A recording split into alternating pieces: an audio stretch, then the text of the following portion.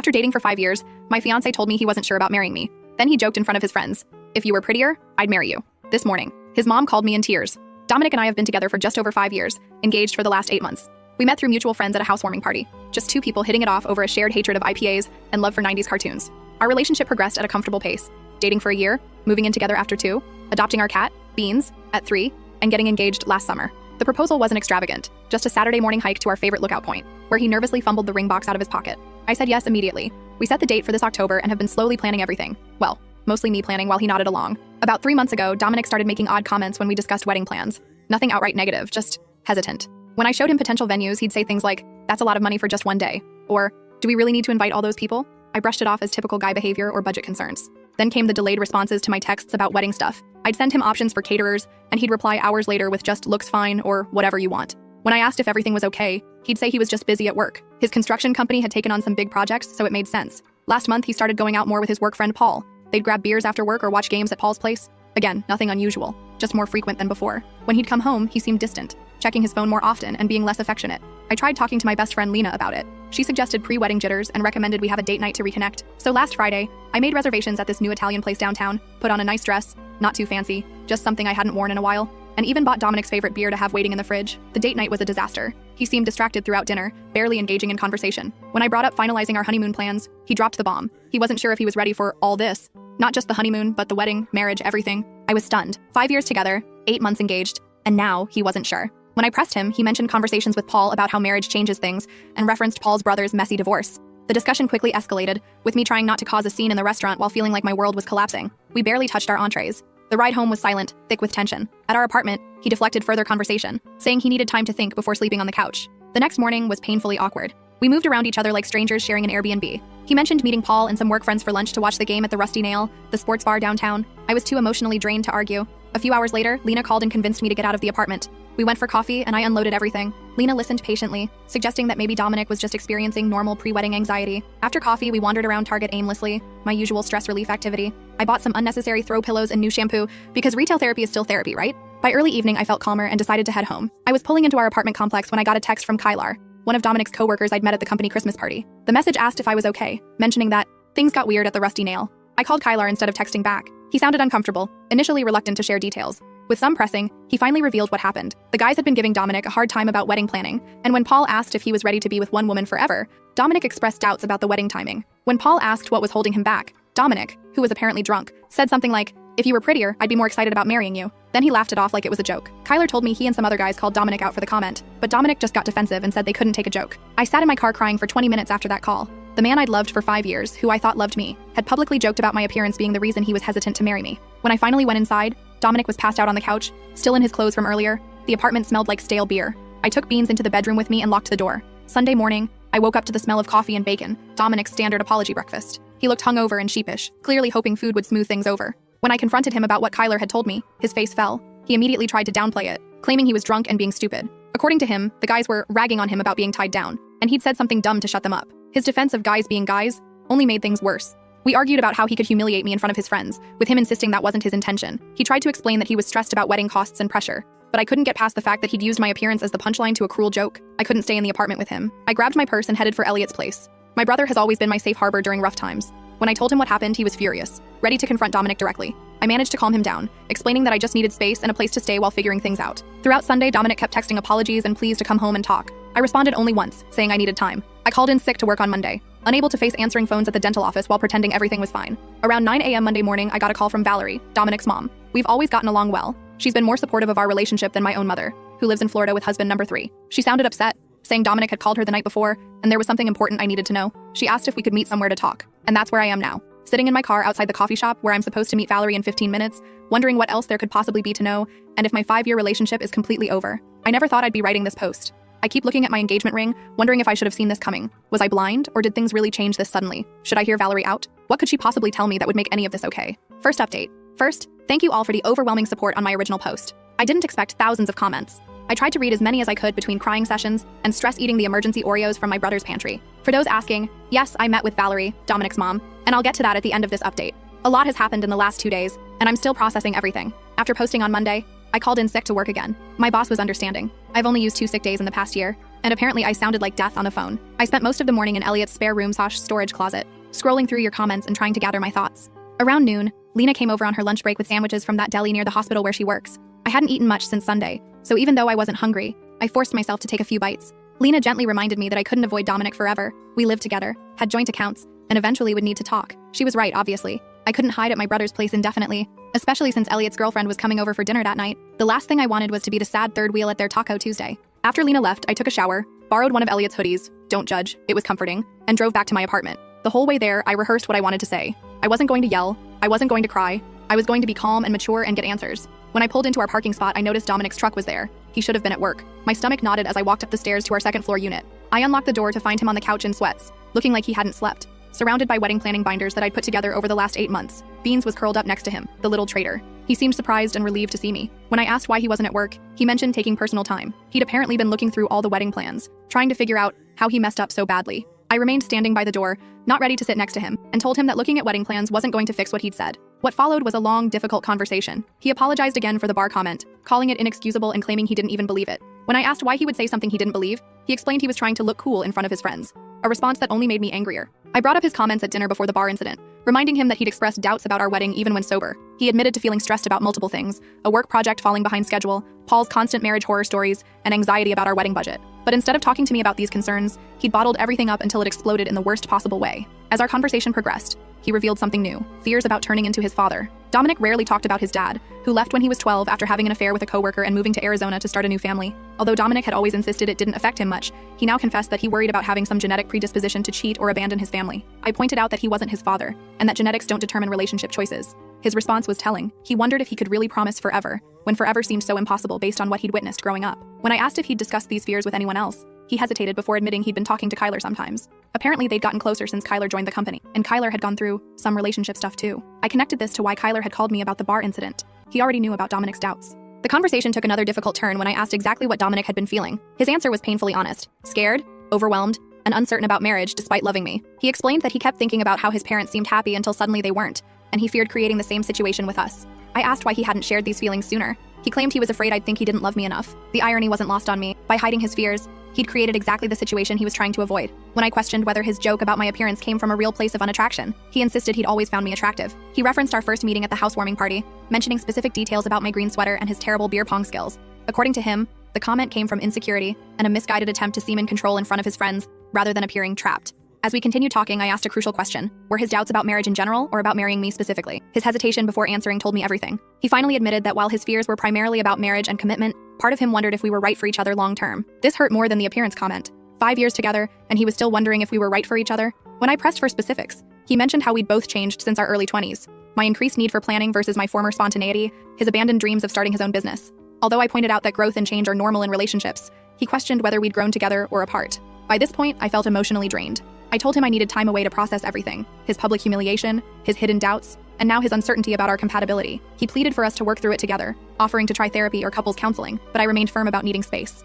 As I was about to pack more clothes, he mentioned my phone had been buzzing. I checked and saw 3 missed calls from Valerie. With everything happening, I'd completely forgotten our planned coffee meeting. When I mentioned this to Dominic, his expression changed to confusion, then concern. He asked what his mom wanted to talk about, and I explained she'd called crying the previous morning, saying she needed to discuss something important after his Sunday night call to her. His reaction was telling. The color drained from his face, and he wouldn't meet my eyes. When I asked what he'd told her, he vaguely mentioned their fight and his doubts, but his evasiveness made me suspicious. When pressed further, he said it wasn't his place to explain, and suggested I should hear whatever it was from his mom directly. I stepped away to call Valerie back. She answered immediately, concerned when I hadn't shown up for our meeting. I explained I was at the apartment talking with Dominic. She mentioned having something important to tell me and suggested meeting right away. Her voice sounded strained when I mentioned being with Dominic, further increasing my suspicion that there was something significant I didn't know. After arranging to meet Valerie in 30 minutes, I confronted Dominic again, asking what his mother knew that I didn't. He finally looked up, his expression a mix of guilt and resignation. He said there was something he should have told me himself and suggested I talk to his mom, offering to be gone when I returned if that's what I wanted. I quickly packed enough clothes for a week, along with toiletries and my laptop.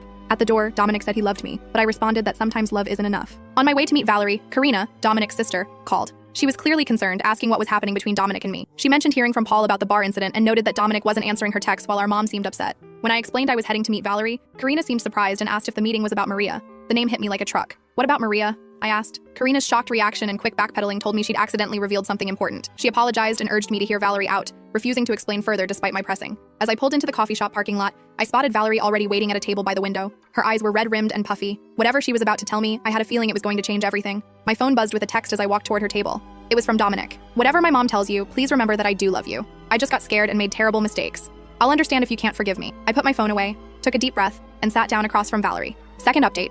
Thank you all for the support on my previous posts. Reading your comments has been both comforting and overwhelming. I haven't been able to respond to many, but please know I've read them and appreciate the advice. I'm writing this from a new location, Lena's apartment. After meeting with Valerie yesterday, I couldn't face going back to Elliot's or our apartment. Lena has a pull-out couch that's slightly more comfortable than Elliot's storage room futon. Plus her cat Pepper doesn't judge me for crying into my cereal at 2 a.m. So, the meeting with Valerie. Where do I even start? The coffee shop was busy for a Tuesday afternoon. Some local community college had just let out classes, and students with laptops occupied most tables. Valerie had managed to snag a corner booth, the kind with high backs that create at least the illusion of privacy. She looked different than the last time I'd seen her, at our monthly family dinner 3 weeks ago. Her usually perfect bob was slightly disheveled, and she wasn't wearing any makeup. In the 5 years I've known her, I've never seen Valerie without at least mascara and lipstick. She's not vain, it's just her routine, like how some people can't start their day without coffee. When I arrived, she stood to hug me. She smelled like those lavender dryer sheets she always uses. I ordered a black coffee, even though what I really wanted was one of those sugary caramel things with extra whipped cream. Somehow it felt wrong to order something frivolous for this conversation. After some awkward small talk, Valerie got to the point. Dominic had called her Sunday night in a complete emotional meltdown. While she acknowledged his fears about commitment and turning into his father were real, there was something much more immediate causing his behavior. Maria. I nearly choked on my coffee. Maria? The new project coordinator at Dominic's company? The woman he'd mentioned a few times in passing? As Valerie explained, while nervously shredding a napkin into tiny pieces, Dominic had developed feelings for Maria over the past few months. Nothing physical had happened, at least according to what Dominic told his mother. But there was an emotional connection that had him questioning everything about our relationship. I sat there trying to process this information, feeling like the coffee shop was tilting sideways. While Valerie continued talking, I was mentally connecting dots, building a timeline. Maria had started at Dominic's company around New Year's. I'd met her briefly at the company holiday party in March. By then, Dominic had already been acting different, more distant, checking his phone constantly, spending more time with work friends. What I'd written off as stress from his big project now looked like something else entirely. When I asked Valerie why she was telling me this instead of protecting her son, her eyes welled up. The parallel to her own marriage breakdown became clear as she shared more details. Before Dominic's father left for Arizona with his coworker, there had been months of distance, hurtful comments, and manufactured arguments, all designed to create distance rather than admit the truth. She didn't want to see history repeat itself, with me left in the dark while Dominic took the coward's way out. The comment at the bar suddenly made more sense. Not just drunken stupidity, but a subconscious attempt to sabotage our relationship so he wouldn't have to make the hard choice himself. We talked for over an hour. Valerie shared more about her own experience, how she'd tried to save her marriage even after learning about the affair, how she'd blamed herself for not being enough. Before we parted ways in the parking lot, she said something that's been echoing in my head ever since. The hardest lesson I learned was that you can't make someone choose you. They either do or they don't, and anything in between is just delaying the inevitable. I sat in my car for a long time afterward, staring at my phone. There were 3 new texts from Dominic, all variations of "I'm sorry" and "I love you," but not a single mention of Maria, still hiding the full truth. Instead of responding to him, I called Lena and asked if I could crash at her place. She didn't hesitate or ask questions, just said she was already making up the pull-out couch and offered to pick up dinner on her way home. That's the kind of friend everyone deserves during a crisis. I finally texted Dominic back. I know about Maria. Don't contact me again until you're ready to tell me the complete truth. I'll be collecting more of my things tomorrow while you're at work. Then I blocked his number. Not permanently, just for the night. I needed space to think without his explanations or justifications. On the drive to Lena's, Karina called. The conversation confirmed what Valerie had told me and added another layer. She had overheard Dominic and Paul discussing the situation last Thursday. She'd confronted her brother and made him promise to be honest with me after the weekend. Clearly, he'd failed to follow through on that promise. What surprised me most was Karina's unwavering support. Despite being Dominic's sister, she made it clear she was on my side in this situation. The relief I felt was enormous. I'd been worried about losing not just Dominic but his entire family, who had become my family over the years. Lena's apartment was exactly what I needed that night. A neutral space where I could just exist without explaining myself. We ate Thai food on her living room floor. Her coffee table was covered with papers from her online class. While watching a baking competition, neither of us really followed. The mundane normality of it was like a life preserver in the middle of my emotional storm. After Lena went to bed, I stayed up scrolling through photos on my phone. 5 years of memories with Dominic, vacations, holidays, random selfies on ordinary days. Our engagement photos showed us grinning like we'd won the lottery. I was making mental plans for the next day, going to the apartment while Dominic was at work, packing more things, maybe talking to the landlord about breaking our lease, when my phone buzzed with a text from an unknown number. Margot, this is Maria. I know you blocked Dominic. Can we meet tomorrow? There's more to the story that you should know. Just the 2 of us. I stared at the message for a long time, my heart pounding. What more could there possibly be? And why would this woman want to tell me directly? After what felt like an hour but was probably only minutes, I typed a response. Where and when? Third update. First, thank you all for the overwhelming support on my previous posts. I've been reading your comments during sleepless nights, and they've helped more than you know. For those asking how I'm doing, I'm surviving. Some moments are easier than others. The meeting with Maria happened, and it went nothing like I expected. We met at this little breakfast place near the park. Neutral territory, I guess. When I arrived, she was already there, nervously scrolling through her phone. She looked different than I remembered from the company party. Less polished, more human somehow. Her hair was pulled back in a messy bun, and she wore minimal makeup. What surprised me immediately was how uncomfortable she seemed. If she'd been having some secret emotional affair with my fiancé, shouldn't she have been more confident? Instead, she kept fidgeting with her coffee cup, avoiding eye contact. The conversation revealed two major bombshells. First, Maria had no idea Dominic had developed feelings for her until Paul mentioned it casually last week. According to her, she and Dominic had worked closely on a project, occasionally texting about work after hours, but nothing that crossed any lines from her perspective. She'd never flirted with him or encouraged anything beyond friendship. She showed me their text history, mostly work stuff, occasional memes, nothing romantic or inappropriate. She even had a boyfriend of 3 years who sometimes joined their group for happy hours. The second revelation was about Paul. Apparently, he'd been deliberately stirring things up. Maria had overheard him at work encouraging Dominic to explore his options before settling down, specifically mentioning her as someone who gets Dominic better than I do. She explained that Paul had been telling everyone at work that Dominic was having cold feet about the wedding, making jokes about him being trapped and missing out on his freedom. By the end of our meeting, I felt strangely calm. Maria wasn't the villain I'd imagined. She was just a bystander caught in Paul's manipulation and Dominic's weakness. Before we parted ways, she said something that stuck with me. "You seem like someone who knows their worth. Don't let anyone make you question it." I left that meeting with a new perspective and a plan. This wasn't just about Dominic and me anymore. It was about Paul's toxic influence, Dominic's family history, and where I fit into all of it. I texted Karina afterward, asking if she'd help arrange a family meeting at her apartment, neutral territory since I wasn't ready to be alone with Dominic yet. She agreed immediately. That brings me to yesterday's dinner. Karina had set everything up in her small but cozy apartment. She'd ordered food from that Italian place near her building. Nothing fancy, just pasta and salad. Valerie arrived first, then Paul. Karina had insisted he attend. And finally Dominic, who looked like he hadn't slept in days. The first 20 minutes were excruciating. We all sat around Karina's dining table, pushing pasta around our plates, making strange small talk about the weather and Karina's new coffee table. The elephant in the room was practically stealing food off our plates, but no one wanted to be the first to acknowledge it. Finally, Valerie broke the silence by stating bluntly that we weren't there for a social gathering, but to address what had been happening and find a way forward. That opened the floodgates. I shared what I'd learned from Maria, watching Paul's face carefully as I spoke. The way his expression shifted from confusion to defensiveness told me everything. He tried to interrupt, claiming he was just looking out for his friend, but Karina shut him down immediately. Dominic mostly sat in silence, staring at his barely touched pasta. When directly addressed, he admitted that Maria had just been friendly, but he'd built it into something else because he was scared of turning into his dad. Valerie visibly flinched at that comment. When I brought up the joke at the bar, Dominic looked genuinely ashamed. He admitted it had nothing to do with Maria. It was just him being a coward. Paul was giving him a hard time about being whipped, and instead of standing up for our relationship, he'd said something horrible to seem cool. According to Dominic, it was never about my looks. Paul tried to dismiss it all as just guy talk, but Karina reminded everyone that Dominic and I were supposed to get married in 3 months. That simple statement, the reminder of our rapidly approaching wedding date, hit me like a physical blow. The save the dates had gone out, deposits had been paid, my dress was hanging in Lena's spare closet waiting for final alterations. That's when I quietly said I didn't think the wedding was happening anymore. The room went silent. Dominic started to protest, but I cut him off. I explained how I'd spent the last week trying to understand how we got here. What I'd realized was that this wasn't just about Maria or that joke, or even Paul's toxic influence. This was about Dominic not being honest, with me or himself. I told them how I'd ignored the signs for months, his disinterest in wedding planning, his increased time with Paul, his emotional distance. I'd made excuses because it was easier than confronting the truth, but I deserved someone who was certain about me, someone who didn't need a family intervention to figure out their feeling. Paul made a snarky comment about me being dramatic, which earned him simultaneous shut-up responses from both Valerie and Karina. Dominic insisted he was certain about loving me, just scared of messing everything up. I pointed out that he already had. The conversation continued for hours. There were tears, heated words, especially between Karina and Paul, and difficult truths. We rehashed old wounds and uncovered new ones. Around midnight, when everyone was emotionally exhausted, we reached the inevitable conclusion. The wedding was off. Our 5-year relationship had run its course. It wasn't a screaming match or a dramatic exit. It was a mutual recognition that something fundamental had broken between us. Trust. Maybe it could be rebuilt eventually, but not in time for an October wedding. Not with Maria still working at Dominic's company. Not with the echo of that joke still hanging between us. Karina drove me back to Lena's place afterward, assuring me this didn't change my relationship with her or Valerie. According to her, I was still family to them, regardless of what happened with Dominic. When I got back to Lena's apartment, I sat on the pull-out couch in the dark, letting the reality wash over me. 5 years, gone. Wedding, canceled, future, unknown. I didn't cry right away. Instead, I made a list in the Notes app on my phone. Call venue to cancel. Deposit probably gone. Return ring. Contact guests. Move out of apartment. Change relationship status on social media. It was past 2 a.m. when Lena shuffled out from her bedroom. She'd heard me come in and wanted to check if I was okay. When I told her the wedding was off, she simply sat beside me on the pullout and put her arm around my shoulders. We sat like that until sunrise, not saying much, just existing in the strangeness of my new reality. This morning, I woke up to a text from Dominic asking if we could meet to discuss practical matters. The apartment lease, separating our finances, what to do with the furniture we bought together. So adult, so final. I also had a message from Elliot asking when he should come over to help pack my things. My brother, always practical, and one from my mom, who'd somehow heard through the grapevine, probably from one of my cousins who follows Karina on Instagram, and wanted to know if she should cancel her flight for the wedding. The ring feels heavy on my finger now. I've been twisting it absently, a nervous habit I didn't realize I had. It's a simple design, a round diamond in a white gold setting, nothing flashy or elaborate. Dominic had chosen it because it was classic, like our relationship. The irony isn't lost on me. I called the venue this morning. The coordinator was sympathetic but firm. The deposit is non-refundable this close to the date. $8,000 down the drain. Money we'd saved for over a year, cutting back on vacations and new clothes and dinners out. The practical side of me winces at the waste. The emotional side doesn't care about money right now. Karina texted that she'd found a photographer who might be willing to transfer our deposit to another event in the future.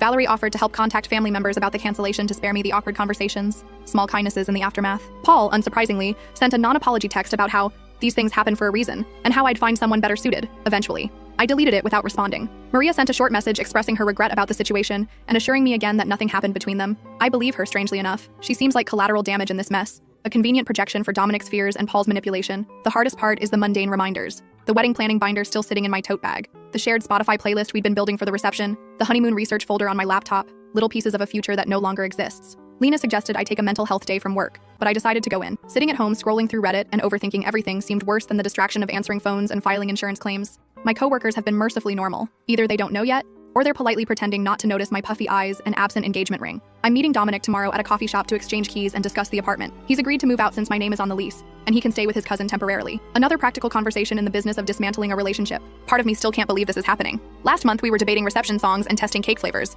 Now we're dividing up kitchen appliances and deciding who keeps the PlayStation. I keep thinking about something Valerie said at the dinner. Endings are rarely clean or perfect. Most of the time they're messy and sad and complicated. She would know. She rebuilt her life after Dominic's father left, raised 2 kids alone, found happiness again eventually. Looking at her now, you'd never guess she went through something so painful. Maybe there's hope in that. For now, I'm taking it one day at a time. Tomorrow, I'll handle the apartment and finances. Next week, I'll start looking for my own place. The future beyond that is blurry, but it exists. Karina just texted to ask if I want to meet for coffee this weekend. She mentioned that her family friend Kenzo, an older gentleman who's known their family forever, offered his vacation cabin if I need a getaway to clear my head. The support from Dominic's family is unexpected, but deeply appreciated. I haven't decided if I'll take Kenzo up on his offer. Part of me wants to escape somewhere quiet to process everything. Another part knows I need my support system right now. Lena with her practical compassion, Elliot with his protective big brother energy, even Valerie and Karina with their complicated loyalty. What I do know is that I won't be checking my wedding countdown app anymore, won't be pinning reception decor ideas, or practicing a new signature with Dominic's last name. That future is gone. And while I don't know what comes next, I'm starting to believe there will be something. Last update. It feels strange to be writing this final update from my new apartment. It's been 3 months since the family dinner that ended my engagement. 3 months of piecing my life back together in ways I never expected. Some of you have sent messages asking for an update, so here it is. The good, the bad, and the unexpected. First, the practical stuff. Dominic moved out of our shared apartment within a week of our breakup. Elliot and Lena helped me pack up his things while he was at work, leaving them neatly labeled in the living room for him to collect. It was surreal, separating 5 years of shared existence into his and mine. The coffee maker he'd gotten for his birthday, the throw blanket I'd bought on our weekend trip to that little mountain town, the framed photos we'd hung on every wall. The apartment felt hollow afterward, like a stage set rather than a home. I lasted 2 more weeks there before the lease manager agreed to let me break the contract with an extra month's payment. It was worth the money to escape the ghost of our relationship that lingered in every room. Finding a new place was harder than expected. The rental market is brutal right now, and my budget as a single person is considerably tighter. I ended up in a smaller 1-bedroom across town, further from work, but with a tiny balcony where I've started growing herbs in dollar store pots. The basil keeps dying, but the mint is thriving against all odds. I choose to see that as symbolic. Financially, it's been an adjustment. Our shared expenses were suddenly all on me. Car insurance, streaming services, even groceries seem more expensive when you're cooking for one. I've become that person who uses coupons and buys store brands, tracks expenses in a spreadsheet, and thinks twice before ordering takeout. Growing up stuff I never thought I'd have to learn at 29. The wedding vendors were surprisingly understanding. The venue kept our deposit, but sent a kind note hoping I'd find happiness. The florist refunded half our payment despite their no refund policy. The DJ recommended his brother who works at a therapy center, an unexpected but thoughtful gesture. The engagement ring sits in my dresser drawer in its original box. Dominic said I should keep it or sell it, that it was bad karma for him to take it back. I haven't decided what to do with it yet. Some days I forget it's there. Other days I open the box and stare at it, wondering how something so small could have represented such big promises. Social media was its own special hell. I waited 2 weeks before changing my relationship status, dreading the flood of questions. When I finally did it, at 2 a.m. on a Tuesday, the notifications poured in anyway. Well-meaning friends with their "what happened" messages, distant relatives offering prayers, former classmates I hadn't spoken to in years, suddenly sliding into my DMs with faux concern that felt more like curiosity. I posted a brief, vague statement about mutual decisions and requesting privacy, then muted notifications and threw my phone across the couch. Later, I posted a single photo of my new apartment keys with the caption, "New Beginnings." It got fewer likes than my engagement announcement, but felt more genuine somehow. Now, about Dominic. We've spoken a handful of times since the breakup, mostly about practical matters. Mail that came to the wrong address, the shared cloud storage account we forgot to separate, returning a borrowed air fryer to his sister. Each conversation has been civil but strained, like acquaintances forced to make small talk in an elevator. He's still working at the same company, still friends with Paul, though Karina tells me they've had some falling out recently, still living at his cousin's place. According to the grapevine, aka Karina, the situation with Maria got awkward after our breakup. She requested a transfer to a different team and has been cold toward him since learning the full story. The biggest surprise came last month when Dominic texted asking if we could meet. We hadn't seen each other face to face since the key exchange at the apartment, and part of me was curious what he wanted. We met at a coffee shop near my new place, neutral territory with plenty of witnesses, as Lena half-jokingly suggested. He looked different, thinner, with darker circles under his eyes, wearing a shirt I didn't recognize. The first 10 minutes were stilted small talk about work and weather. Then he pulled out a journal. "I've been seeing someone," he said, and my heart did a weird little stutter before he clarified, "A therapist, I mean." The journal was part of his therapy, daily reflections on patterns and behaviors he wanted to change. He'd been examining his relationship with his father, his friendship with Paul, and the way he treated me. He didn't ask for forgiveness or reconciliation. He just wanted me to know he was working on himself. I should have done this years ago, he admitted. Maybe things would have been different. It was the most self-aware I'd ever seen him, and I found myself genuinely hoping therapy would help him. Not for my sake, that ship has sailed, but because carrying around that much unresolved family trauma seemed exhausting. Before we parted ways, he mentioned he'd heard I was still close with his mom and sister. I'm glad, he said. They need good people in their lives. That's been one of the strangest parts of this breakup. Maintaining relationships with Dominic's family while disconnecting from him. Valerie texts me weekly, usually sending funny memes or updates about her garden. Karina and I have breakfast every other Sunday at this little diner halfway between our apartments. They've been careful not to put me in uncomfortable positions or share too much about Dominic, respecting the boundaries I've set. As for me personally, I'd like to say I've had some profound awakening, that I've found myself through this heartbreak. The reality is messier. Some days I feel liberated, relieved that I didn't marry someone who could hurt me so carelessly. Other days, usually when my hot water heater acts up, or I can't reach something on the top shelf that Dominic would have grabbed for me, I miss the practical comforts of partnership. I've started therapy too, not because of the breakup specifically, but because it made me realize how much I'd compromised myself in that relationship, how many red flags I'd ignored because they came wrapped in the comfort of familiarity, how much of myself I'd set aside to make room for Dominic's needs and insecurities. My therapist suggested I reclaim some parts of myself that got lost along the way. I've resumed hiking on Saturday mornings, something I'd stopped doing because Dominic always complained about early wake-ups on weekends. Dating again feels like a distant concept, though my colleagues have started making noises about setting me up with this great guy they know. I'm not ready. Maybe in a few more months, maybe longer. Right now, I'm still learning how to be comfortable in my own company. The most unexpected development came from what should have been the saddest task, canceling our honeymoon. We'd booked a 10-day trip to the coast, renting a little cottage with a deck overlooking the water. Non-refundable, of course. For weeks, I ignored the reminder in my calendar, unable to face losing that deposit too. Then Lena suggested something radical. Take the trip anyway. By myself. You've never traveled alone, she pointed out. Maybe it's time. The idea terrified me at first. 10 days alone in a romantic cottage meant for two? It sounded like the setup for a sad indie film, but the more I thought about it, the more appealing it became. I could wake up when I wanted, explore without compromising, read an entire book in one sitting if I felt like it. So that's where I'm headed next week, to a honeymoon cottage, solo. I've packed 3 paperbacks, downloaded some podcasts, and splurged on a new swimsuit that I chose entirely for comfort, rather than how it looked to someone else. My mom thinks I'm crazy. Elliot offered to come with me for part of the time. I declined. Karina suggested I download a dating app, just to see who's out there. Maybe, but probably not. I don't know what I'll find on this non-honeymoon honeymoon. Maybe clarity, maybe more questions. Definitely some sunburn, knowing my luck with sunscreen. The other day I was grocery shopping when our song came on over the store speakers. 3 months ago, it would have sent me hiding in the frozen food section, fighting back tears. This time I just felt a slight twinge, like pressing on a bruise that's mostly healed. Progress, not perfection. I'm not going to pretend I've got everything figured out. My new apartment's shower has mysterious temperature fluctuations. I killed another basil plant yesterday. I still occasionally grab my phone to text Dominic about something funny before remembering we don't do that anymore.